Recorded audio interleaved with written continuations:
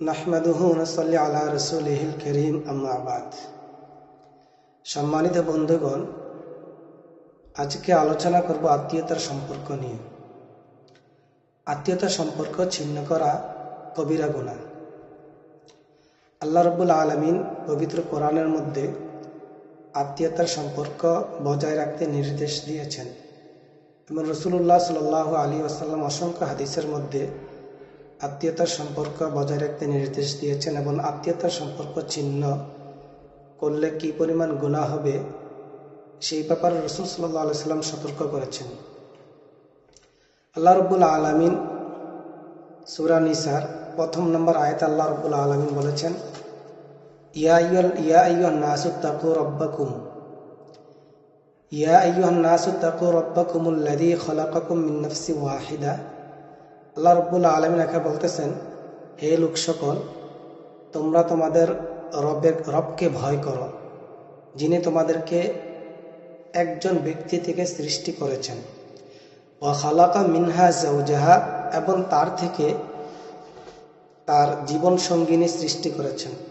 অর্থাৎ আল্লাহ রাব্বুল আলামিন হযরত আদম আলাইহিসসালাতু ওয়াসসালাম থেকে আমাদেরকে সৃষ্টি করেছেন এবং আদম আলাইহিসসালাতু ওয়াসসালাম থেকে তার জীবন সঙ্গিনী আমাদের মা হাওয়া আলাইহিসসালাতু ওয়াসসালামকে সৃষ্টি করেছেন।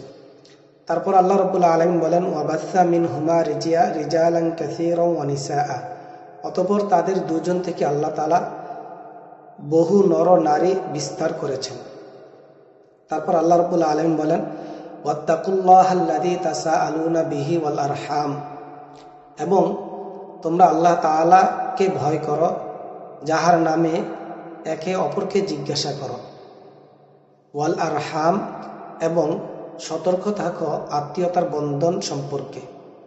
তো এই আয়াতের মধ্যে আল্লাহ রাব্বুল আলামিন আত্মীয়তার বন্ধনের ব্যাপারে আল্লাহ তাআলা সতর্ক থাকতে বলেছেন। অর্থাৎ এই আয়াতে কারিমের দ্বারা বোঝা যায় আত্মীয়তার সম্পর্ক কোনোভাবেই ছিন্ন করা যাবে না। সেই ব্যাপার আল্লাহ তাআলাকে ভয় করার জন্য বলছেন। এজন্য আল্লাহ রাব্বুল আলামিন কুরআনুল কারীমের অপর এক আয়াতের মধ্যে বলেন, ওয়ায়াকতাউনা মা আমারাল্লাহু বিহি আইয়ুসালা ওয়া ইফসিদুনা ফিল আরদ।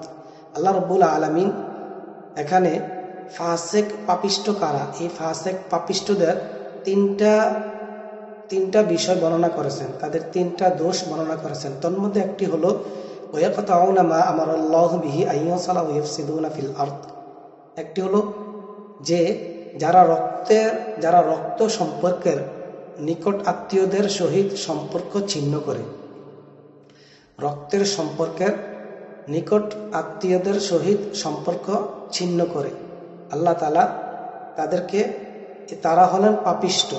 এবং যারা পাপিষ্ঠ তাদের ফলাফল কি? উলাইকা হুমুল খাসিরুন। আল্লাহ এখানে বলছেন তারা হলো ক্ষতিগ্রস্ত। অতএব এই আয়াতের দ্বারাও বোঝা যায় যারা আত্মীয়তার সম্পর্ক বিচ্ছিন্ন করবে তারা ক্ষতিগ্রস্ত, তারা পাপিষ্ঠ। রাসূল সাল্লাল্লাহু আলাইহি ওয়াসাল্লাম এক হাদিসের মধ্যে বলেন, লা ইয়াদখুলুল জান্নাতা কাতিয়া। এই হাদিসটি সহিহ বুখারী এবং মুসলিমে বর্ণিত হয়েছেন। রাসূল সাল্লাল্লাহু আলাইহি ওয়াসাল্লাম বলেন যে আত্মীয়তার সম্পর্ক বিচ্ছিন্নকারী কখনোই জান্নাতে প্রবেশ করবে না। তাহলে হাদিস দ্বারা স্পষ্ট বোঝা যাচ্ছে যারা আত্মীয়তার সম্পর্ক বজায় রাখবে না, যারা আত্মীয়তার সম্পর্ক বিচ্ছিন্ন করবে তারা জান্নাতে প্রবেশ করবে না, তাদের স্থান হবে জাহান্নাম। সুনান আবু দাউদের এক হাদিসের মধ্যে রাসূল সাল্লাল্লাহু আলাইহি ওয়াসাল্লাম বলেছেন, যে কোনো মুসলমানের জন্য অপর ভাইয়ের সাথে 3 দিনের বেশি সম্পর্ক ছিন্ন করা বৈধ নয়। সুতরাং যে ব্যক্তি 3 দিনের বেশি সম্পর্ক ছিন্ন করবে এবং ওই অবস্থায়, অর্থাৎ সম্পর্ক ছিন্ন করা অবস্থায় যদি সে মারা যায় তাহলে সে জাহান্নামে প্রবেশ করবে, নাউযুবিল্লাহ। তাহলে আবু দাউদের এই রাসূল সাল্লাল্লাহু আলাইহি ওয়াসাল্লামের এই বাণী থেকে স্পষ্ট বোঝা যাচ্ছে যে আত্মীয়তার সম্পর্ক বিচ্ছিন্ন করলে অবশ্যই সে জাহান্নামে প্রবেশ করবে।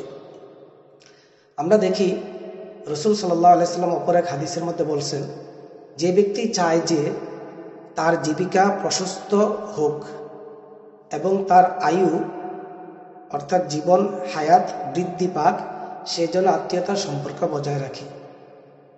তাহলে বন্ধুগণ, আসুন কোরআনুল কারীম এবং রাসূল সাল্লাল্লাহু আলাইহি সাল্লামের হাদিসগুলা থেকে বোঝা যাচ্ছে আত্মীয়তার সম্পর্ক বিচ্ছিন্ন করা হারাম। কোনোভাবেই আত্মীয়তার সম্পর্ক বিচ্ছিন্ন করা যাবে না। আত্মীয়তার সম্পর্ক আমাদেরকে বজায় রাখতে হবে। আল্লাহ রাসূল সাল্লাল্লাহু আলাইহি ওয়াসাল্লাম এক হাদিসের মধ্যে বলছেন, সিলমান কাতাআকা ওয়াফু আম্মান যালামাকা ওয়াহসিন মান আসা। যে ব্যক্তি আত্মীয়তার সম্পর্ক ছিন্ন করতে চায়, তুমি তার সাথে আত্মীয়তার সম্পর্ক বজায় রাখো।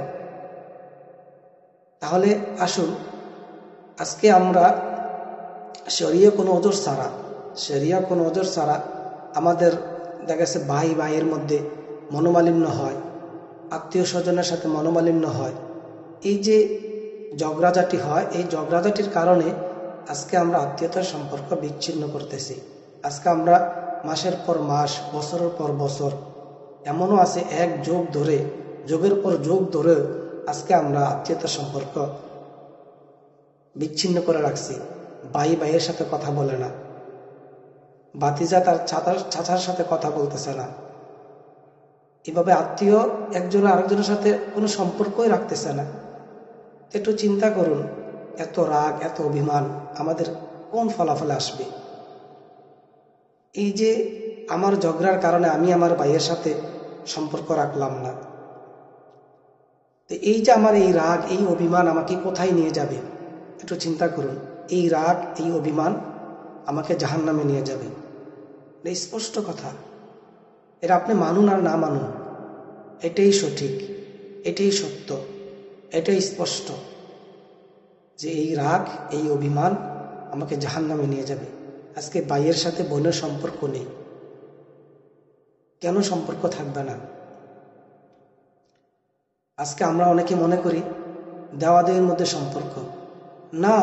আজকে আল্লাহ তাআলা যাদেরকে সামর্থ্য দিয়েছেন তারা অবশ্যই আত্মীয় স্বজনের মধ্যে যারা নিম্নমানের আছেন, যারা গরিব আছেন, তাদেরকে সাহায্য সহযোগিতা করবেন। সেই ব্যাপারে ইনশাআল্লাহ পরবর্তীতে আলোচনা করবো ইনশাআল্লাহ। আজকে যে আলোচনা করতেছিলাম যে আসুন আমরা সমস্ত আমার এই কথাগুলা, কোরআন ও হাদিস থেকে যে কথাগুলা বলছি, এই কথাগুলা শোনার পর থেকে যাদের মধ্যে এই সমস্যাটা আছে যে ভাই ভাইয়ের সাথে সম্পর্ক নাই, ভাই বোনের সাথে সম্পর্ক নাই, বাপ চাচাদের মধ্যে সম্পর্ক নাই, আসুন সমস্ত বিভেদ ভুলে যাই, সমস্ত ঝগড়া ভুলে যাই, সমস্ত বিমান ভুলে যাই, সমস্ত রাগ ও বিমান ভুলে গিয়ে আসুন আমরা আত্মীয়তার সম্পর্ক বজায় রাখি এবং আমরা একসাথে কাঁধে কাঁধ মিলিয়ে আমরা জান্নাতে বসবাস করব। আল্লাহ তাআলা আমাদেরকে জাহান্নামের আগুন থেকে হেফাজত করুক। আমিন।